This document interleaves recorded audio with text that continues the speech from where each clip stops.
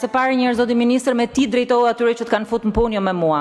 Për juve jam zonja Tabaku. Së dyti, kur të mësosh që të lexosh buxhetin e shtetit, sepse ndoshta se ke kuptuar akoma si ta lexosh, do ta shohësh se ku janë edhe inceneratorët, ku është edhe kosto për menaxhimin e mbetjeve. Je i ri në detyrë, në fakt, je i 12 ministër që kalon aty, se ke gjatë, shumë kanë hikur, do hikësh edhe ti, por duhet kuptosh që sot çështja e inceneratorëve, e cila është duke hetuar dhe unë shpresoj shumë që të çojë përpara drejtësisë gjithë ato që janë përfshirë, duke nisë nga kryeministri, po i shkakton buxhetit të shtetit një kosto e cila vetëm për Tiranën shkon 339 milion euro.